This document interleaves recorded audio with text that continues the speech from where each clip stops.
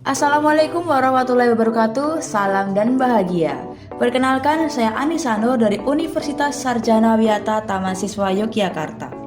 Seperti topik yang sudah tertulis di video ini, di sini saya akan memberikan tips kepada teman-teman bagaimana cara memenangkan persaingan di era disruptif.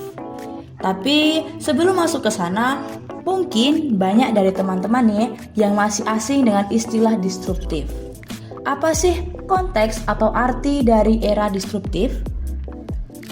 Jadi, disruptif itu berasal dari kata disruption yang berarti gangguan. Gangguannya seperti apa nih? Yang dimaksud gangguan di sini adalah inovasi-inovasi yang muncul tanpa disadari oleh perusahaan atau organisasi yang sudah mapan. Sehingga sistem yang sudah lama atau paten dijalankan itu harus dirubah digantikan dengan sistem yang baru. Seperti contoh, sistem lama yang masih manual digantikan dengan sistem yang baru yang serba digital. Pada zaman dulu, transaksi jual beli hanya terjadi ketika dua orang bertemu di pasar atau di mall secara langsung. Namun sekarang, banyak bermunculan marketplace yang memudahkan seseorang tanpa perlu pergi keluar rumah sudah bisa melakukan transaksi jual beli.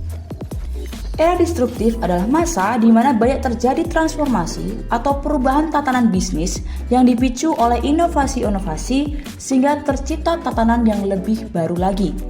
Lalu, bagaimana ya cara agar bisnis kita ini bisa survive dan bisa memenangkan persaingan di era disruptif ini? Yang pertama yang harus dilakukan adalah beradaptasi dan terus mencari peluang. Seiring berkembangnya zaman, selera pasar selalu berubah. Perusahaan tidak bisa menolak apalagi menghentikan perubahan tersebut. Yang harus dilakukan oleh perusahaan adalah menyesuaikan diri dan menganalisa apa saja peluang yang bisa dimasuki oleh perusahaan. Permasalahan-permasalahan apa yang bisa diatasi. Yang kedua, jangan berhenti berinovasi. Dari peluang-peluang yang ada, perusahaan bisa merencanakan inovasi apa yang harus dikembangkan. Jika perusahaan tidak mampu berinovasi, perusahaan tidak akan bisa bertahan karena kurang memiliki daya saing. Yang ketiga, tingkatkan kemampuan dan value. Beradaptasi saja tidak cukup, teman-teman. Perusahaan juga harus meningkatkan nilai atau value yang dimiliki. Konsumen akan memiliki kepercayaan dan trust kepada perusahaan yang memiliki citra yang baik. Perusahaan harus bisa membuat konsumen puas dan ingat dengan nilai dari perusahaan. Yang keempat, yaitu memanfaatkan teknologi. Zaman semakin modern, saat ini hampir semua hal diselesaikan dengan teknologi. Untuk menghadapi konsumen, perusahaan dapat memanfaatkan teknologi ini untuk meningkatkan kualitas produk dan jasanya. Dan yang terakhir, yaitu berorientasi pada konsumen. Salah satu hal yang penting dikembangkan oleh perusahaan adalah sikap berorientasi pada konsumen. Caranya adalah dengan memberikan layanan yang memuaskan.